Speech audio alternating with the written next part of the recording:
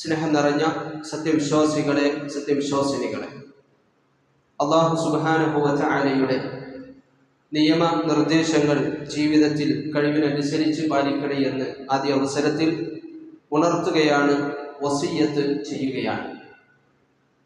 നബി സല്ലല്ലാഹു അലൈഹി വസല്ലം ഇസ്ലാമിൻ്റെ തുടക്കത്തിൽ നിരോധിക്കുകയും പിന്നീട് അനുവദിക്കുകയും ചെയ്ത ഒരു കാര്യമാണ് ഖബർ സിയാറത്ത് എന്ന് പറയുന്നത്. നബി സല്ലല്ലാഹു അലൈഹി വസല്ലം പറഞ്ഞതായി ഹദീസിൽ നമുക്ക് കാണാം, കുന്തു നഹൈതുകും അൻ സിയാറത്തിൽ ഖുബൂർ, ഖബറുകൾ സന്ദർശിക്കുന്നത് ഞാൻ നിങ്ങൾക്ക് വിലക്കിയിരുന്നു. ഫസൂറുഹ, ഇനി നിങ്ങൾ അത് സന്ദർശിച്ചു കൊള്ളുക. ഫഇന്നഹ തുദക്കിറുകുമുൽ ആഖിറ, അത് നിങ്ങൾക്ക് പരലോക ചിന്ത വർദ്ധിപ്പിക്കുന്നതാണ്, പരലോകത്തെ ഓർമ്മിപ്പിക്കുന്നതാണ് എന്ന് നബി സല്ലല്ലാഹു അലൈഹി വസല്ലം പറഞ്ഞു. ആ നിലക്ക് ഖബർ സിയാറത്ത് നിഷിദ്ധമായിരുന്നത് പിന്നീട് സുന്നത്ത് എന്ന വിധിയിലേക്ക് ഉയർത്തപ്പെട്ടു എന്ന് ആ ഹദീസിനെ വിശദീകരിച്ചുകൊണ്ട് പണ്ഡിതന്മാർ പറഞ്ഞു. അപ്പോൾ ഖബർ സിയാറത്ത് സുന്നത്താകുന്നു.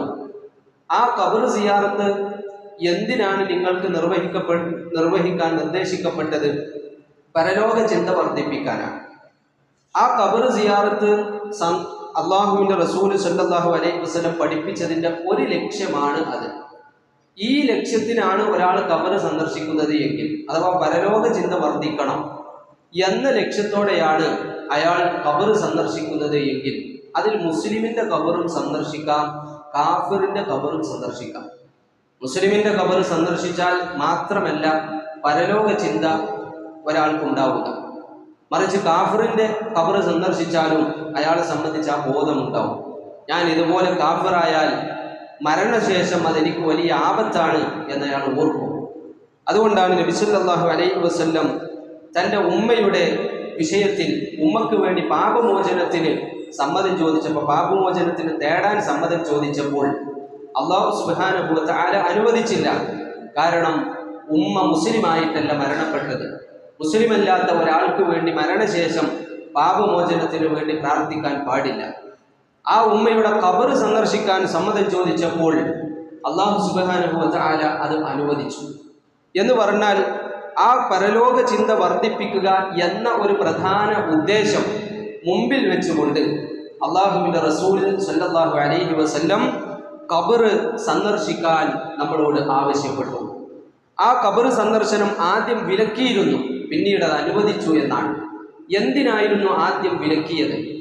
അതിൻ്റെ കാരണം ഖബറുമായി ബന്ധപ്പെട്ട് ഒരു വലിയ ദുരാചാരം അറബ് ലോകത്ത് നടന്നിരുന്നു. അതാണ് ശിർക്ക്. ഖബർ കെട്ടിപ്പൊക്കുകയും മഹാന്മാർ മരണപ്പെടുന്ന സന്ദർഭത്തിൽ അവരുടെ ഖബർ കെട്ടിപ്പൊക്കി ആ ഖബറിൻ്റെ പരിസരത്ത് അവർക്ക് ഇബാദത്ത് ചെയ്യുകയോ അള്ളാഹുവിന് ആ ഖബറിൻ്റെ പരിസരത്ത് ഇബാദത്ത് ചെയ്യുകയോ ഉണ്ടാവുക എന്നൊരു സമ്പ്രദായം നാട്ടിലൊക്കെ വ്യാപകമായി. അങ്ങനെ ഒരു ശിർക്കിൻ്റെ വല്ലാത്ത അവസ്ഥയിൽ അവരെ പ്രബോധനം ചെയ്യാൻ നബി സല്ലല്ലാഹു അലൈഹി വസല്ലം വന്നപ്പോൾ അള്ളാഹുവിൻ്റെ കൽപ്പനയുടെ ഭാഗമായി ഖബർ തന്നെ നിങ്ങൾ സന്ദർശിക്കണ്ട എന്ന് നബി സല്ലല്ലാഹു അലൈഹി വസല്ലം മൊത്തത്തിലൊരു വിലക്കാണ് നടത്തി. അങ്ങനെ ശിർക്കിനെ കുറിച്ച് അവർക്ക് ഗൗരവം വരികയും അതിൻ്റെ കാര്യങ്ങൾ മനസ്സിലാക്കുകയും എന്ത് പാടുണ്ട് എന്ത് പാടില്ല എന്നത് മനസ്സുകളിൽ വേരുറക്കുകയും ചെയ്തപ്പോൾ അള്ളാഹുവിൻ്റെ റസൂൽ സല്ലല്ലാഹു അലൈഹി വസല്ലം ആ വിലക്ക് അള്ളാഹിൻ്റെ അനുമതി പ്രകാരം നീക്കുന്നു. ഇനി നിങ്ങൾക്ക് ഖബർ സന്ദർശിക്കാം എന്ന് പറയുന്നു. ഈ റസൂൽ സല്ലല്ലാഹു അലൈഹി വസല്ലം ഈ വിലക്കിയതും വിലക്ക് നീക്കിയതുമൊക്കെ മുസ്ലിങ്ങളോടായിരുന്നു. മുസ്ലിങ്ങളല്ലാത്തവർ നബി സല്ലല്ലാഹു അലൈഹി വസല്ലമയുടെ കൽപ്പനയെ അനുസരിക്കുകയില്ല. മുസ്ലിങ്ങൾ ഈ കൽപ്പന അനുസരിക്കുമ്പോൾ തന്നെ നബി സല്ലല്ലാഹു അലൈഹി വസല്ലമയുടെ കാലഘട്ടത്തിൽ പരിസരത്തുള്ള നാടുകളിലൊക്കെ ഖബർ കെട്ടിപ്പൊക്കലുണ്ടായിരുന്നു. റോമയിലുണ്ടായിരുന്നു, പേർഷ്യയിലുണ്ടായിരുന്നു. പരിസരത്ത് മുസ്ലിം ആദർശം എത്തിയിട്ടില്ലാത്ത അറബ് ഗോത്രങ്ങളിൽ ഈ ഖബർ കെട്ടിപ്പൊക്കിയതോ വിഗ്രഹങ്ങളോ ഉണ്ടായിരുന്നു. ആ സന്ദർഭത്തിൽ മുസ്ലിങ്ങൾ ഇത് ആചരിച്ചു പോന്നു. നബി സല്ലല്ലാഹു അലൈഹി വസല്ലം പല സന്ദർഭത്തിൽ ഖബറിൻ്റെ വിഷയത്തിൽ വലിയ വിലക്ക് പറഞ്ഞു. എന്തായിരുന്നു പരിസരത്തുള്ള ആളുകൾക്കിടയിൽ ഖബറുമായി ബന്ധപ്പെട്ട അവരുടെ ധാരണ? അത് പല ധാരണയുണ്ട്. അവരെല്ലാവരും ഈ ഖബറിനെ തന്നെ പൂജിച്ചവരാണ് എന്ന് നമ്മൾ മനസ്സിലാക്കണ്ട. അള്ളാഹുവിന്റെ റസൂൽ സല്ലല്ലാഹു അലൈഹി വസല്ലം പറഞ്ഞു, ലാ തുസല്ലു ഇലൽ ഖുബൂർ എന്ന് പറഞ്ഞു. നിങ്ങൾ ഖബർക്ക് തിരിഞ്ഞ് നിസ്കരിക്കരുത്. കിബിലന്റെയും അയാളുടെയും ഇടയിൽ ഖബറുണ്ടാവാൻ പാടില്ല. ആർക്ക് വേണ്ടി നിസ്കരിക്കരുത്? അല്ലാഹു തആലാക്ക് വേണ്ടി നിസ്കരിക്കരുത്. നിങ്ങൾ ളുഹ്ർ നിസ്കരിക്കരുത് ഖബർക്ക് തിരിഞ്ഞിട്ട്. എന്ന് പറഞ്ഞാൽ ഖബർക്ക് എങ്ങനെ തിരിയേണ്ടത് പടിഞ്ഞാട്ടാണ്, കിബിലക്കാണ്. ആ കിബിലക്കും ഇയാൾക്കും ഇടയിൽ ഖബറുണ്ടാവുക, ആ ഖബറിനും ഇയാൾക്കും ഇടയിൽ ഒരു മതിൽ കൊണ്ടോ മറ്റോ മറവില്ലാതിരിക്കുക എങ്കിൽ ആ ളുഹ്ർ നിസ്കാരം സ്വഹീഹാവുകയില്ല. അയാൾ വേറെ ളുഹ്ർ നിസ്കരിക്കണം. അള്ളാഹ്ക്ക് വേണ്ടിയുള്ള ളുഹ്ർ ഖബറിന്റെ മുമ്പ് നിസ്കരിക്കാൻ പാടില്ല. ആകെ ഖബറിന്റെ അരികിൽ നിന്ന് നിസ്കരിക്കൽ അനുവദിക്കപ്പെട്ട ഒരേ ഒരു നിസ്കാരം അത് ജനാസ നിസ്കാരമാണ്. അതിനോട്ട് റുക്കൂ സുജൂദ് ഇല്ലേ. ബാക്കി ഒരു നിസ്കാരം ഖബറിന്റെ പരിസരത്തിൽ നിന്ന് മറയില്ലാത്ത അവസ്ഥയിൽ ഉണ്ടാവാൻ പാടില്ല. ആ വിഷയത്തിൽ നബി സല്ലല്ലാഹു അലൈഹി വസല്ലം ഗൗരവത്തിൽ ഒരു ഉപദേശം തരികയാണ്, ഖബർക്ക് തിരിഞ്ഞ് നിസ്കരിക്കല്ലേ. കാരണം എന്താ? ജൂതന്മാര് ആദ്യം ഇങ്ങനെയായിരുന്നു. ജൂതന്മാര് പറഞ്ഞു, നമുക്ക് നിസ്കരിക്കാൻ അല്ലാഹു സുബ്ഹാനഹു വ തആല നിർദ്ദേശിച്ച മഠങ്ങളുണ്ട്.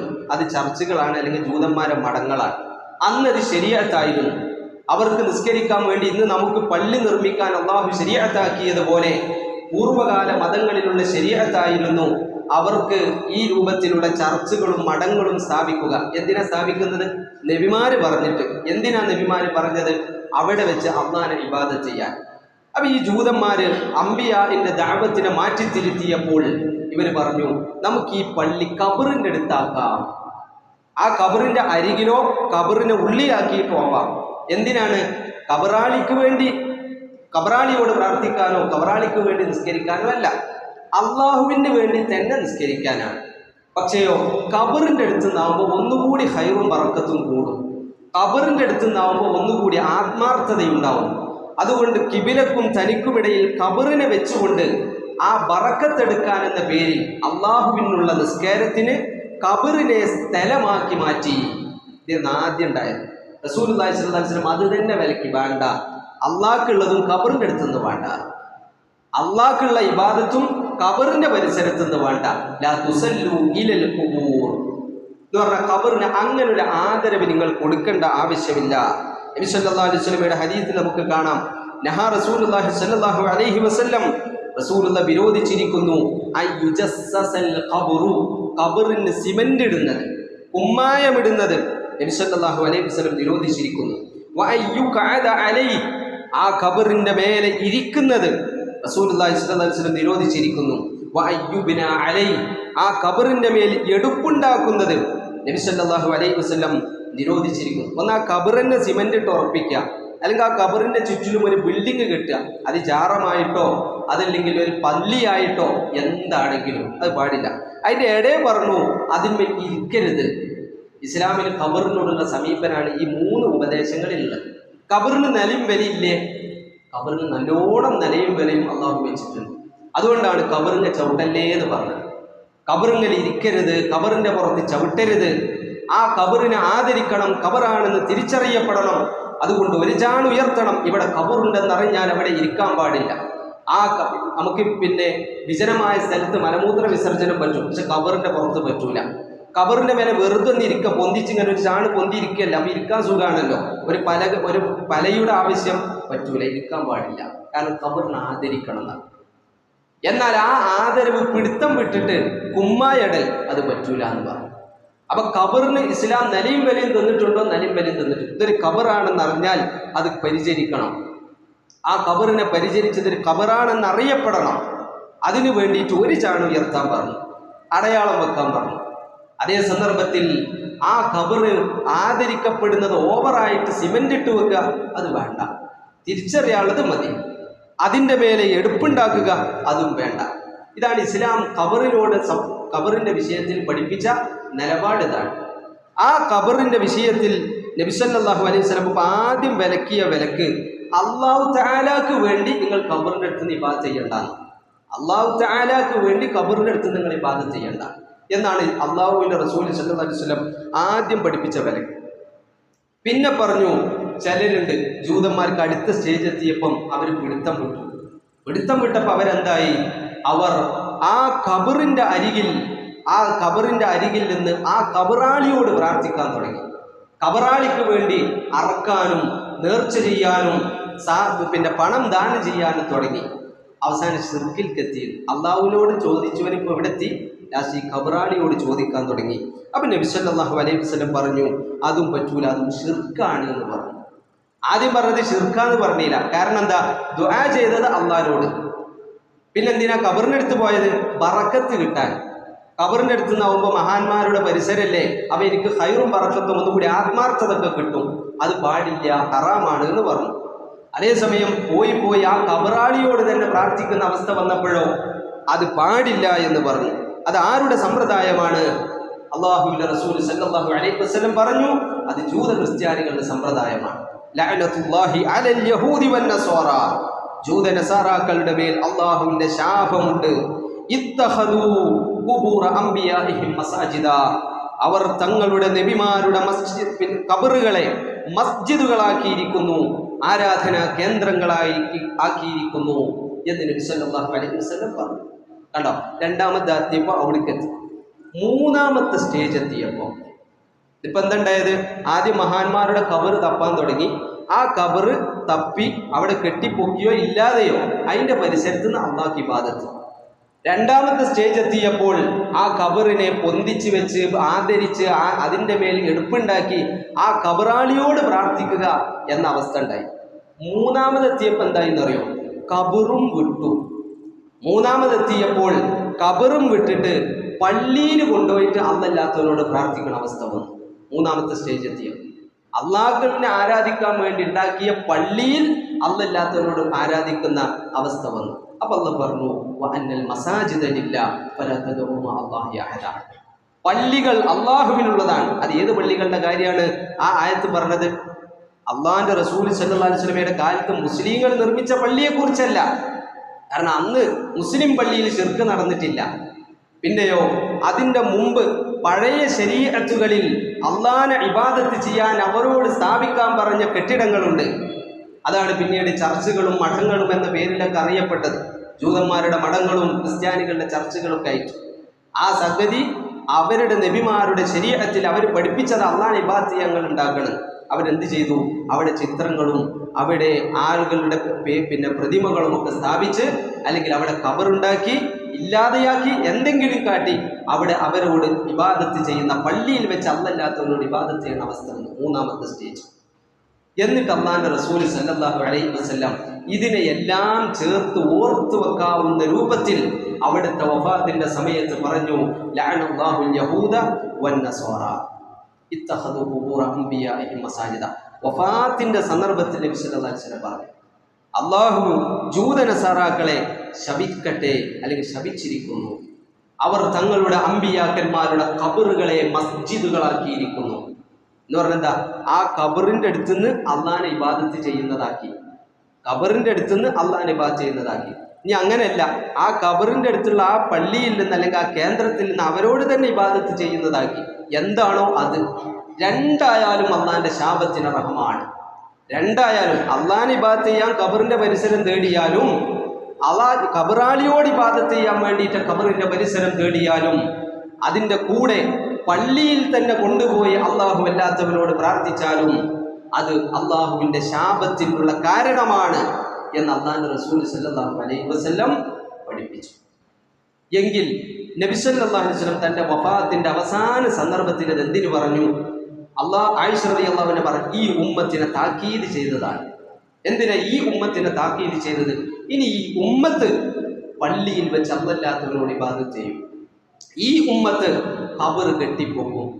ഈ ഉമ്മത്ത് ആ ഖബറിന്റെ പരിസരങ്ങൾ തേടി അള്ളാഹിനെ ഇബാദത്ത് ചെയ്യാനുള്ള സ്ഥലം തേടി നടക്കും. ഈ ഉമ്മത്ത് ആ ഖബറാളിയോട് തന്നെ പ്രാർത്ഥിക്കാൻ ഖബറിന്റെ പരിസരം തേടും. ഇതിന്ന് സമുദായത്തിന് വ്യാപകമാണെന്ന് മാത്രമല്ല, കെട്ടിപ്പൊക്കപ്പെട്ട ഓരോ ഖബറിന്റെ പേരിലും വർഷത്തിലൊരു ഉറൂസ് നമ്മൾ കാണുന്നുണ്ട്. ആ ഉറൂസും അവിടെ വിതരണം ചെയ്യപ്പെടുന്ന ഭക്ഷണങ്ങളും അവിടെ നടക്കുന്ന പരിപാടികളും ഇതിന്ന് ബഹുഭൂരിപക്ഷം മുസ്ലിങ്ങളുടെ ചിഹ്നമാണ്, ഇസ്ലാമിൻ്റെ ചിഹ്നമാണ്. ഇന്ന് നമ്മുടെ നാട്ടിൽ അത് ഇസ്ലാമിൻ്റെ ചിഹ്നമായി വന്നിരിക്കുന്നു. അവിടെ നമ്മൾ മനസ്സിലാക്കേണ്ടത് അള്ളാഹിൻ്റെ റസൂലിൻ്റെ ശാപം, അള്ളാഹുവിൻ്റെ ശാപം അള്ളാഹുവിൻ്റെ റസൂൽ അറിയിച്ചിട്ടുള്ള വലിയ അപകടകരമായ ഒരു നാടിൻ്റെ ശാപത്തിന്, ഒരു നാടിൻ്റെ നശീകരണത്തിന് കാരണമാകുന്നതാണ് ഈ ജാറങ്ങൾ എന്ന് പറയുന്നത്. അത് ചെറിയ വിഷയമല്ല എന്നർത്ഥം. അത്രയും ഗൗരവത്തിലാണ് അള്ളാഹുവിൻ്റെ റസൂൽ സല്ലല്ലാഹു അലൈഹി വസല്ലം ഈ വിഷയം പഠിപ്പിച്ചത്. അപ്പോൾ ആൾക്കാർ പറയും അതൊക്കെ സാധാരണക്കാരുടെ ജാറം കെട്ടിപ്പോകുന്നതിനെ കുറിച്ചാണ്. അല്ല, നമ്മൾ ഈ പറഞ്ഞ ഹദീസുകളൊന്നും സാധാരണക്കാരുടെ വിഷയമല്ല.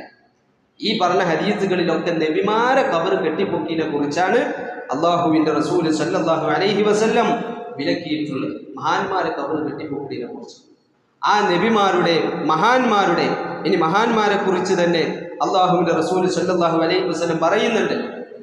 സഹാബികൾ ഈ അബസീനയിലേക്ക് ഹിജറ പോയ സമയത്ത് അവിടെയുള്ള ചർച്ചുകളിലും മറ്റുമൊക്കെ ചിത്രങ്ങളും രൂപങ്ങളും കണ്ടതിനെക്കുറിച്ച് നബി സല്ലല്ലാഹു അലൈഹി വസല്ലമയോട് പറഞ്ഞപ്പോൾ അവിടുന്ന് പറഞ്ഞു, ഇന്ന ഉലായിക, ആ വിഭാഗം ആളുകൾ, ഇദാ കാന ഫീഹിം റജുലു സ്വാലിഹു ഫമാത, ഒരു നല്ല മനുഷ്യൻ ജീവിക്കുകയും അദ്ദേഹം മരണപ്പെടുകയും ചെയ്താൽ, ബനൗ അലാ ഖബരിഹി മസ്ജിദ, അയാളുടെ ഖബറിന്റെ മേലെ ഇവർ ആരാധനാ കേന്ദ്രം കെട്ടിപ്പടുക്കും.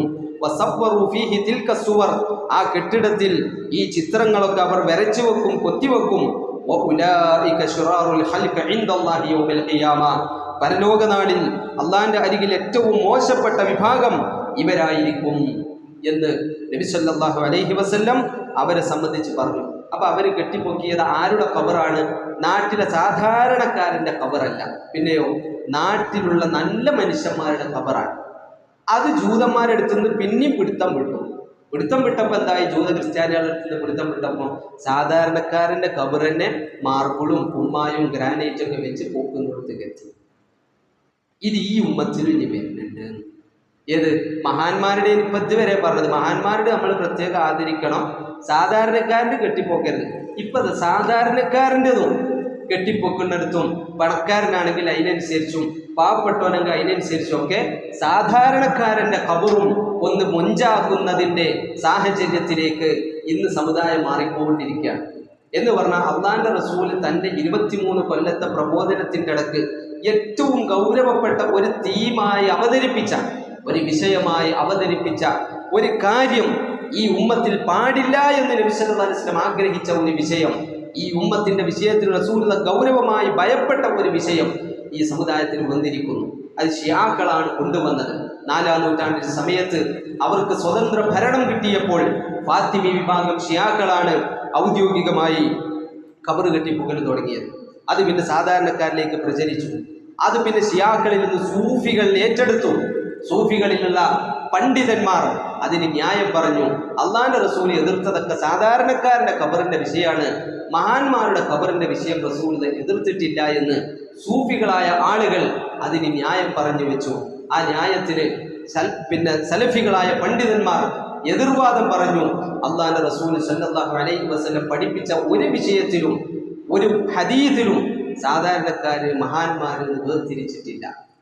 എങ്കിൽ സഹോദരങ്ങളെ, ഇത് നമ്മുടെ നാടിൻ്റെ ചിഹ്നമായി വന്നിട്ടുണ്ട്. ഇത് നമ്മുടെ നാടിൻ്റെ ചിഹ്നമായി വന്നതിൽ നമ്മളെ സംബന്ധിച്ചിടത്തോളം ഒന്നാമത് വേണ്ടത്, അള്ളാഹുവിന്റെ റസൂൽ സല്ലല്ലാഹു അലൈഹി വസല്ലം പറഞ്ഞല്ലോ, ഈമാനിന്റെ ഏറ്റവും ദുർബലമായ അവസ്ഥ മനസ്സുകൊണ്ട് വെറുക്കുകയാണ്. അതിൻ്റെ മേലെ റസൂൽ പറഞ്ഞത് അവൻ നാവ് കൊണ്ട് അതിനെ എതിർക്കട്ടെ എന്നാണ്. അത് തൻ്റെ കുടുംബത്തിലൊക്കെ കഴിയും. അതിൻ്റെ മേലെ റസൂലുള്ളാഹി സ്വല്ലല്ലാഹു അലൈഹി വസല്ലം പറഞ്ഞത് അവൻ കൈകൊണ്ട് തടയട്ടെ എന്നാണ്. ആ കൈകൊണ്ട് തടയട്ടെ എന്ന ഭാഗം ഇന്ന് നമ്മുടെ നാട്ടിൽ സാധ്യമല്ല. അങ്ങനെ അവിവേകപരമായി പ്രവർത്തിച്ചാൽ അത് ദൂരവ്യാപകമായ പ്രത്യാഘാതങ്ങൾ ഉണ്ടാകും, പ്രശ്നങ്ങളെ ഉണ്ടാവുള്ളൂ, കലാപങ്ങളും വിഷയങ്ങളും ഉണ്ടാവും. അതേസമയം നമുക്ക് നാവ് കൊണ്ട് ചെയ്യാൻ പറ്റും, നാവ് കൊണ്ട് പറയാൻ പറ്റും. ഈ പരിസരങ്ങളിലൊക്കെ തന്നെ പിന്നെ ചില കേസുകൾ നടന്നിട്ടുണ്ട്. കാരണം ഷാഫിഈ മദ്ഹബ് അനുസരിച്ച് പരസ്യമായി പബ്ലിക് പ്രോപ്പർട്ടിയിൽ കവർ കെട്ടിപ്പൊക്കിയാൽ പൊളിക്കണം. അത് കോടതി ഓർഡർ ഇടുന്നതാണ്. അങ്ങനെ മെനക്കെട്ട് കേസ് നടത്തി കോടതിയുടെ ഓർഡർ വാങ്ങി ജാറം പൊളിച്ച സംഭവങ്ങൾ നാടുകളിലുണ്ട്. അത് സർക്കാരെ പൊളിക്കൽ, ഒരാൾ വ്യക്തിപരമായി പോയി പൊളിക്കല്ല. അത് ആ ചെയ്യുന്ന ഹദീസിനോടുള്ള ഒരു നീതിയായി നമുക്ക് കാണാൻ സാധിക്കും. അതിൻ്റെ ഏറ്റവും താഴെ നമുക്ക് ഇങ്ങനെയൊക്കെ നമ്മുടെ നാട്ടിൽ ഉണ്ടായിട്ട് ഇതിൻ്റെ പേരിൽ റോഡ് ബ്ലോക്ക് ആവുന്നു, നിയമപാലകരുടെ സഹായം ഇതിനുണ്ടാവുന്നു. കാരണം എന്താ? ഒരു മതത്തിൻ്റെ ചിഹ്നമായിരിക്കുന്നു.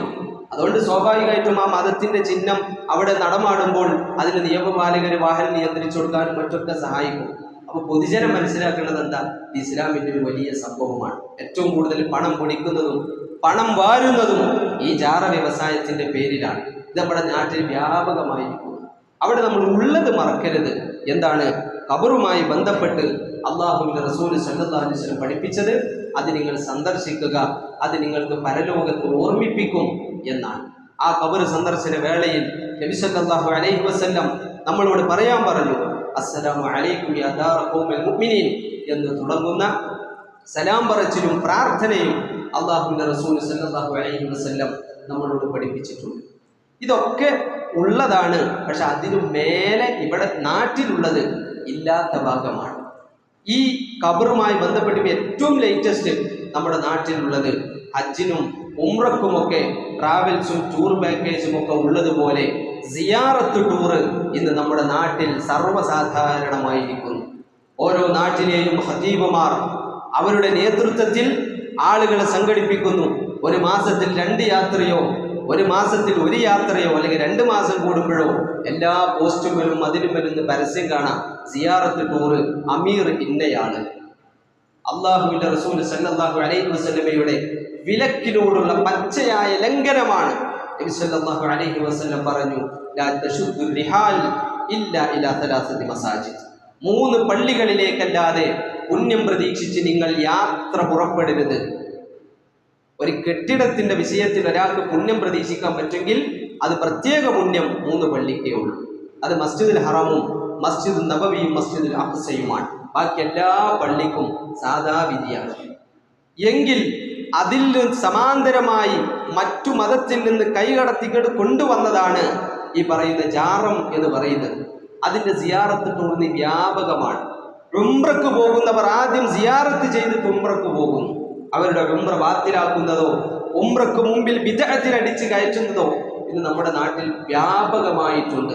ഇത് നമ്മുടെ പരിസരത്തുണ്ടാകുമ്പോൾ, നമ്മുടെ കുടുംബത്തിലുണ്ടാകുമ്പോൾ ആ വിഷയത്തിൽ അള്ളാഹുവിന്റെ റസൂൽ സല്ലല്ലാഹു അലൈഹി വസല്ലമയുടെ ഹദീസുകളെ ഉൾക്കൊണ്ടുകൊണ്ട് ആ വിഷയത്തിൽ നമുക്ക് പറയാനുള്ളതും അറിയിക്കാനുള്ളതും തടയാനുള്ളതും നാം നമ്മുടെ ഭാഗം നിർവഹിക്കുക എന്നത് ഒരു മുസ്ലിം എന്ന നിലക്ക്, ഈ ആദർശത്തിനെ മനസ്സിലാക്കിയവരുടെ എണ്ണം കുറവാണ് എന്ന നിലക്ക് അത് നമ്മുടെ ബാധ്യതയിൽ വർദ്ധിച്ചു കൊണ്ടിരിക്കുന്നു. ആളുകൾ കുറേയൊക്കെ ഉണ്ടെങ്കിൽ ആരെങ്കിലും ചെയ്തോളെന്ന് വെക്കാം. ഇത് നമ്മൾ പറഞ്ഞില്ലെങ്കിൽ പറഞ്ഞെടുക്കാൻ ഒരാളില്ലാത്തടത്താണ് എങ്കിൽ അവിടെ അത് നമ്മുടെ ബാധ്യതയായി വരുന്നു എന്ന് നമ്മൾ മനസ്സിലാക്കുക, കാര്യങ്ങൾ നമ്മൾ ഉൾക്കൊള്ളുക. അത്തരം മുഅ്മിനീങ്ങളിൽ അല്ലാഹു സുബ്ഹാനഹു വ തആല നമ്മെ ഉൾപ്പെടുത്തി അനുഗ്രഹിക്കുമാറാവട്ടെ.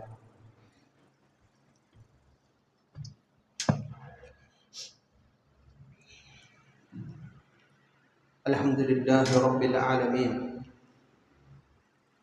اللهم صل على محمد وعلى آل محمد يا أيها الذين آمنوا اتقوا الله حق تقاته ولا تموتن إلا وأنتم مسلمون. അള്ളാഹുവിനെ സൂക്ഷിച്ച് ജീവിക്കണേ എന്ന് ഒരിക്കൽ കൂടി ഉണർത്തുകയാണ്, വസിയ്യത്ത് ചെയ്യുകയാണ്. ഖബറുള്ള പള്ളിയിൽ നിസ്കരിക്കാൻ പറ്റുമോ എന്നത് സാധാരണ നമ്മുടെ മനസ്സിലുണ്ടാവുന്ന, നമ്മുടെ നിത്യജീവിതത്തിൽ ചിലപ്പോൾ നമ്മൾ അഭിമുഖീകരിക്കുന്ന ഒരു വിഷയമാണ്. ഈ ഖബറുള്ള പള്ളി എന്ന് പറഞ്ഞാൽ എങ്ങനെയാണ് ആ ഖബർ ആ പള്ളിയിൽ എത്തിയത് എന്നതൊരു വിഷയമാണ്. ഖബർ പള്ളിയുടെ ചുറ്റുമതിലിൻ്റെ അല്ലെങ്കിൽ പ്രധാന മതിലുകൾക്ക് ഉള്ളിലേക്ക് ഖബർ വന്നത് ചിലപ്പോൾ പള്ളി വികസിച്ചപ്പോൾ വന്നതുണ്ടാവും. പള്ളി വികസിച്ചപ്പോൾ വന്നതാണെങ്കിലും അല്ലെങ്കിലും ഒരു മതിലിൻ്റെ തടവില്ലെങ്കിൽ, ഒരു മതിലിൻ്റെ വേർതിരിവില്ലെങ്കിൽ അതിലേക്ക് നേരെ നിസ്കരിക്കുക എന്നുള്ളത് പാടില്ലാത്തതാണ്. എൻ്റെയും കിബിലയുടെയും ഇടയിൽ ഈ ഖബർ വരുന്ന രൂപത്തിൽ ഞങ്ങളുടെ പള്ളിൻ്റെ ഉള്ളിൽ പെട്ടാൽ നിസ്കരിക്കാൻ പറ്റൂല. ഒന്നാമത്തെ കാര്യം അതാണ്. ഇനി അതിൽ പണ്ഡിതന്മാർ പ്രധാനമായി പറഞ്ഞ ഒരു മസലയാണ് ഞാൻ ഇപ്പോൾ പറയുന്നത്. ഖബറുള്ള പള്ളിയിൽ നിസ്കരിക്കാൻ പറ്റുമെന്ന് ചോദിച്ചാൽ ഈ പള്ളി ഖബറിന് വേണ്ടി വന്നതാണോ, വന്ന പള്ളിയിൽ പിന്നെ ഖബർ വന്നതാണോ, ഇങ്ങനെ നോക്കണം. ഖബറുണ്ടാക്കും, ഖബറിന് വേണ്ടി പിന്നെ പള്ളി ഉണ്ടാക്കും. ആ പള്ളിയുടെ വിധിയേ ഇല്ല. അതിന് പള്ളിയുടെ വിധിയേ ഇല്ല, അതിന് കക്കൂസിൻ്റെ വിധിയാണുള്ളത്. കക്കൂസിൻ്റെ വിധി പറഞ്ഞാൽ നിസ്കരിക്കാൻ പറ്റില്ല. ഇത് പള്ളിയല്ല, ഇവിടെ നിസ്കരിക്കാൻ പറ്റില്ല. എവിടെ നിസ്കരിക്കാൻ സ്ഥലം കക്കൂസ് കയറട്ടെ ചോദിച്ചാൽ പറ്റൂലല്ലോ എന്ന വിധിയാണ് ഇത്. കാരണം അതിന് അള്ളാഹുവിനെ ആരാധിക്കാൻ എന്ന ലക്ഷ്യം അതിനില്ല. ഖബറിന് വേണ്ടി ഉണ്ടാക്കിയ ഒരു കെട്ടിടാണ്. അതേ സന്ദർഭത്തിൽ പള്ളി ആദ്യം ഉണ്ടാക്കി, പിന്നെ അവിടെ ഖബർ വന്നു. പിന്നെ അവിടെ ഖബർ വന്നു എന്നാണെങ്കിൽ അവിടെ ആദ്യം ഇത് നോക്കണം, ഈ കിബിലന്റെ വിഷയം ഉണ്ടോ. ഞാൻ നിസ്കരിക്കുകയാണെങ്കിൽ നേരെ ഈ ഖബർക്ക് തിരേണ്ടി വരുന്നതാണെങ്കിൽ ആ പള്ളിയിൽ നിസ്കരിക്കാൻ പറ്റില്ല. ചിലതൊക്കെ കാണാം ഖബർ പള്ളിയുടെ ബാക്ക് സൈഡിലോ സൈഡിലോ വേറെ എവിടെയെങ്കിലും ഉണ്ടാവും. അങ്ങനെയാണ് എന്നുണ്ടെങ്കിൽ ആദ്യം പള്ളിയാണെന്നുണ്ടെങ്കിൽ ആ വകുപ്പിൽ ആ പള്ളിയിൽ നിന്ന് നിസ്കരിക്കുക. ഖബർ ഉണ്ടെങ്കിലും ആ പള്ളിയിൽ നിന്ന് നിസ്കരിക്കാം. അതിന് രേഖ എന്താണ്? നബി സല്ലല്ലാഹു അലൈഹി വസല്ലം മക്ക വിജയത്തിന് മുമ്പ് ഉംറ ചെയ്ത സന്ദർഭത്തിലൊക്കെ കഅബാലയത്തിൽ നിസ്കരിച്ചിട്ടുണ്ട്. ആ കഅബാലയത്തിൽ വിഗ്രഹങ്ങളുണ്ട്. കഅബ ഉണ്ടാക്കിയത് വിഗ്രഹം വെക്കാനല്ല, വിഗ്രഹം പിന്നെ വന്നതാ. അതുകൊണ്ട് ആ പള്ളിക്ക് വിധി പള്ളിയുടെ വിധി തന്നെയാണ്. അവിടെ വന്ന് ശിർക്കുകൾ പരിഗണിക്കപ്പെടേണ്ടതില്ല. അതിന് ഇത് നോക്കേണ്ടതുള്ളൂ. ഏത്? ഞാൻ നിസ്കരിക്കുന്ന ഖബർ, ആ പള്ളിയിലുള്ള ഈ ഉള്ള ഖബർ എന്ന് പറയുന്നത് അത് നേരെ ഒരു മതിലിൻ്റെ ഒരു തടവുമില്ലാതെ നേരെ കിബിലന്റെ മെഹ്റാബിന്റെ അവിടെയാണ്. പള്ളിന്റെ ഉള്ളിലെ മെഹ്റാബിന്റെ അവിടെയാണ്. അതല്ലെങ്കിൽ ഒരാളുടെ കിബിലയുടെ ഭാഗത്താണ് എന്നുണ്ടെങ്കിൽ അവിടുന്ന് മാറിയിട്ട് നിൽക്കേണ്ടി വരും. എന്നതൊഴിച്ചാൽ ആദ്യം പള്ളിയാണോ അത് പള്ളിയാണ്, പിന്നെ അവിടെ വന്ന ഖബറാണ് നീക്കം ചെയ്യേണ്ടത്. അതേസമയം ആദ്യം ഖബറിന് വേണ്ടി പള്ളിയുമാണോ അതിന് പള്ളിയുടെ വിധി തന്നെയില്ല. ഇതാണ് ഈ വിഷയത്തിൽ പണ്ഡിതന്മാർ വേർതിരിച്ച് നമ്മളോട് പഠിപ്പിച്ചിട്ടുള്ളത്. അതുകൊണ്ട് ഖബറുള്ള പള്ളി എന്ന് പറയുമ്പോൾ അതിൻ്റെ വിധി ഈ രണ്ട് നിലക്ക് വേർതിരിച്ചുകൊണ്ട് മനസ്സിലാക്കണം എന്നത് നമ്മൾ കൂട്ടത്തിൽ മനസ്സിലാക്കുക. അതോടൊപ്പം പറയാനുള്ള മറ്റൊരു കാര്യം, ഇന്ന് മയ്യത്ത് നിസ്കാരം നടന്നു. 2 മയ്യത്ത് നിസ്കാരം നമ്മുടെ മഹല്ല് പള്ളിയിൽ ഇന്ന് നടന്നു. എന്താണ് അതിൻ്റെ വിധി? 2 ആളുകളാണ് മരണപ്പെട്ടത്. അപ്പോൾ ആ 2 ആളുകൾ മരണപ്പെട്ടാൽ അവർക്ക് വേണ്ടി വേറെ വേറെ മയ്യത്ത് നിസ്കരിക്കണോ, ഒരു മയ്യത്ത് നിസ്കരിച്ചാൽ മതിയോ? ആ വിഷയത്തിൽ പണ്ഡിതന്മാർ എല്ലാവരും ഐക്യപ്പെട്ട ഒരു കാര്യം, ആ വിവിധ ഒന്നിലധികം മയ്യത്തുണ്ടെങ്കിൽ ആ ഒന്നിലധികം മയ്യത്തുകൾക്ക് വേണ്ടി ഒരു നിസ്കാരം മതിയാകുന്നതാണ്. അതാണ് അടിസ്ഥാന വിധി. ഏതാണ് ഉത്തമം? ഇതിൽ 2 അഭിപ്രായമുണ്ട്. ഏതാണ് ഉത്തമം? ഒന്നിലധികം മയ്യത്തുണ്ടെങ്കിൽ വേറെ വേറെ നിസ്കരിക്കണോ, അതല്ല ഒറ്റ നിസ്കാരം മതിയോ? ഒറ്റ നിസ്കാരം കൊണ്ട് എല്ലാവർക്കും ഉള്ളത് വീടുന്നതാകുന്നു. ഇതിന് അഭിപ്രായ വ്യത്യാസമില്ല. ഏതാ ഉത്തമം? ഒന്നിലധികം ഉണ്ടെങ്കിൽ ഓരോരുത്തർക്കും വേറെ വേറെ നിസ്കരിക്കലാണോ, അതല്ല ഉത്തമം എല്ലാവർക്കും കൂടി ഒറ്റ നിസ്കാരമാണോ? ഇതിൽ 2 അഭിപ്രായം പണ്ഡിത ലോകത്തുണ്ട്. ഒരു വിഭാഗം പറഞ്ഞു ഉത്തമം പെട്ടെന്ന് മയ്യത്ത് സംസ്കരണം പൂർത്തിയാക്കുക എന്ന റസൂലുള്ളാഹിന്റെ കൽപ്പന നടപ്പിൽ വരുത്താൻ ഒറ്റ നിസ്കാരത്തിൽ മതിയാക്കലാണ് ഉത്തമം. അതാണ് ഒരു വിഭാഗം പണ്ഡിതന്മാരുടെ അഭിപ്രായം. ഹംബലി മദ്ഹബ് ഈ അഭിപ്രായക്കാരാണ്. മാലിക്കി മദ്ഹബ് ഈ അഭിപ്രായക്കാരാണ്. ഒറ്റ നിസ്കാരം ഒന്നിലധികം ഉണ്ടെങ്കിൽ അഫ്ളൽ എന്താണ്? നബി സല്ലല്ലാഹു അലൈഹി വസല്ലം ചെയ്തതുപോലെ എല്ലാവർക്കും കൂടി ആ മയ്യത്ത് വെക്കേണ്ട ഒരു സൊഫിന്റെ രൂപമുണ്ട്. ആ രൂപത്തിൽ വെച്ചിട്ട് ഒറ്റ നിസ്കാരം നിർവഹിക്കുക, വേഗം പരിപാടി കഴിക്കുക. കാരണം റസൂൽ പറഞ്ഞിട്ടുണ്ട് അസ്രിഉ ബിൽ ജനാസ കർമ്മങ്ങൾ പെട്ടെന്ന് പൂർത്തിയാക്കണം എന്ന് പറഞ്ഞിട്ടുണ്ട്. അപ്പോൾ വേറെ വേറെ നിസ്കാരം സംഘടിപ്പിച്ചാൽ എന്താവും? അത് സമയം കൈകലാവുന്നു. അതേ സന്ദർഭത്തിൽ ഷാഫിഈ മദ്ഹബ് ഈ വിഷയത്തിൽ പറഞ്ഞ അഭിപ്രായം വേറെ വേറെ നിസ്കരിക്കില്ല. കാരണം അത്രയും അമല് കൂട്ടിയല്ലോ, നമുക്ക് അത്രയും അമല് കിട്ടിയല്ലേ എന്നാണ് ഈ വിഷയത്തിൽ ഷാഫിഈ മദ്ഹബ്. നമ്മുടെ പള്ളിയിൽ ഇപ്പോൾ ഏതായാലും ഇവിടെ മഹല്ല് പള്ളിയിൽ ഷാഫിഈ മദ്ഹബ് ആയതുകൊണ്ടാണ് ഇന്നത്തെ 2 നിസ്കാരം അത് 2ആയി നിർവഹിച്ചത്. അത് ഇപ്പുറത്തെ വാദപ്രകാരം അനുവദനീയമാണ്. അതേ സന്ദർഭത്തിൽ അതല്ലാത്തൊരാൾ നടപ്പിലാക്കുമ്പോൾ റസൂലുള്ളാഹിന്റെ ഫെയിലും സഹാബത്തിന്റെ ഫെയിലും എല്ലാം കൂടി പരിശോധിക്കുമ്പോൾ നമ്മൾ പറയും അഫ്ളല് ഒറ്റ നിസ്കാരം മതി, അതിൽ മതിയാക്കി എല്ലാവർക്കും കൂടി നിയ്യത്താക്കിയിട്ട് ഒറ്റ നിസ്കാരത്തിൽ മതിയാക്കിയാൽ മതി. എന്നാൽ 2 നിസ്കരിച്ചവരോട് നമ്മൾ അതിൻ്റെ പേരിൽ ചോദിക്കാനും പറയാനും ഒന്നും പോകേണ്ട ഒരു വിഷയം അതിലില്ല. അത് ഫിഖ്ഹിയായി ഏതാണ് അഫ്ളല്, എന്തിനെ നമ്മൾ മുന്തിക്കണം, കുറേ അമല് കിട്ടുക എന്ന സാധ്യതയെ മുന്തിക്കണോ, ജനാസ കർമ്മം പെട്ടെന്നാക്കുക എന്നതിനെ മുന്തിക്കണം. അതിലേറ്റവും പ്രബലം അല്ലാഹു അഅലം ജനാസ നമസ്കാരം പെട്ടെന്ന്, കാരണം അമല് ചെയ്യാൻ നമുക്ക് ഇനിയും അവസരമുണ്ട്. പക്ഷേ ഇത് പ്രത്യേകമായൊരു കേസാണ് ജനാസന്റെ വിഷയം എന്ന് പറഞ്ഞത്. അത് റസൂൽ പറഞ്ഞാൽ പെട്ടെന്ന് തീർത്താളി എന്ന് പറഞ്ഞിട്ടുണ്ടെങ്കിൽ പിന്നെ അവിടെ ഒരു അമലിന് കെട്ടിത്തീരേണ്ട ആവശ്യമില്ല, കാര്യങ്ങൾ പെട്ടെന്ന് തീർക്കാന്ന്. അത് ഇതിൽക്ക് മാത്രം ബാധകമല്ല. മരിച്ചോടുത്ത് ആ മയ്യത്ത് മുമ്പിൽ വെച്ച് മരിച്ചോടുത്ത് പിന്നെ ദ്വാ ചെയ്യല്, യാസീനോത്ത്, ഒരു ഫലക്കുന്നാസോത്ത്, ഇതൊക്കെ കഴിഞ്ഞ് സമയം ഇങ്ങനെ കൂട്ടുക, അതും ഇതിൽ പെടൂല. അതൊക്കെ ഒഴിവാക്കിയിട്ട് കേടൊക്കെ തീർത്തിട്ട് പെട്ടെന്ന് അത്യാവശ്യം എന്താ വേണ്ടത്, ആളെങ്കിലും വരാൻ വെയിറ്റ് ചെയ്യുകയാണെങ്കിൽ വെയിറ്റ് ചെയ്യുന്നു, അത്യാവശ്യക്കാർ വരാണ്ടെങ്കിൽ അതുപോലെ അവർക്ക് മയ്യത്ത് കുളിപ്പിക്കണം, മയ്യത്ത് കഫൻ ചെയ്യണം, കബറ് പിന്നെ കുത്തി കഴിയുന്നവരെ വെയിറ്റ് ചെയ്യണം, മയ്യത്ത് നിസ്കാരമൊക്കെ നടക്കണം എന്നുള്ള അത്യാവശ്യങ്ങളല്ലാത്ത ബാക്കി എല്ലാ കേടുകളും മാറ്റുക. അത് ഈ 2 നിസ്കാരം 1 നിസ്കാരം ആക്കുന്നതിന് മാത്രം മനസ്സിലാക്കണ്ട. അത് ഈ മരിച്ചോടത്തുള്ള ഓത്ത് അതിന് സമയം കളയലും, ഓരോരോ വരണോല് ദുആ ചെയ്യുന്നതിന് സമയം കളയലും, അങ്ങനെ തുടങ്ങി എല്ലാ കേടും അതിനുള്ളതും ഇല്ലാത്തതൊക്കെ ഉണ്ട്. ആ കേടൊക്കെ ഒഴിവാക്കണം. ആ കൂടുതൽ ഇങ്ങനെ ഒന്നിലധികം മയ്യത്തുകൾ ഉണ്ടെങ്കിൽ അതും ഒറ്റ നിസ്കാരമൊക്കെയായിട്ട് ചുരുക്കുക എന്നുള്ളതാണ് കൂടുതൽ ഉത്തമം. എന്നിരിക്കെ തന്നെ ഓരോരുത്തർക്കും വേറെ വേറെ നിസ്കരിക്കൽ അനുവദനീയമാകുന്നു എന്നതാണ് ഈ വിഷയത്തിൽ പണ്ഡിതന്മാർ പഠിപ്പിച്ചിട്ടുള്ളത്. അല്ലാഹു സുബ്ഹാനഹു വ തആല കാര്യങ്ങൾ ഉൾക്കൊള്ളുന്ന മുഅ്മിനീങ്ങളിൽ നമ്മെ ഉൾപ്പെടുത്തി അനുഗ്രഹിക്കുമാറാവട്ടെ. അല്ലാഹുമ്മ ഗ്ഫിർ ലിൽ മുഅ്മിനീന വൽ മുഅ്മിനാത്ത് വൽ മുസ്ലിമീന വൽ മുസ്ലിമാത്ത് അൽ അഹ്യാഇ മിൻഹും വൽ അംവാത്ത് ഇന്നക മുജീബു ദഅവാതി വ ഖാദിയൽ ഹാജാത്ത്. അല്ലാഹുമ്മ അജിർനാ മിനൻ നാർ, അല്ലാഹുമ്മ അജിർനാ മിനൻ നാർ, اللهم أجرنا وأجر والدينا من النار. ربنا اغفر لنا ولإخواننا الذين سبقونا بالإيمان فلا تجعل في قلوبنا إلا للذين آمنوا ربنا إنك رؤوف رحيم. آمين آمين برحمتك يا أرحم الراحمين. وصلى الله على نبينا محمد والحمد لله رب العالمين.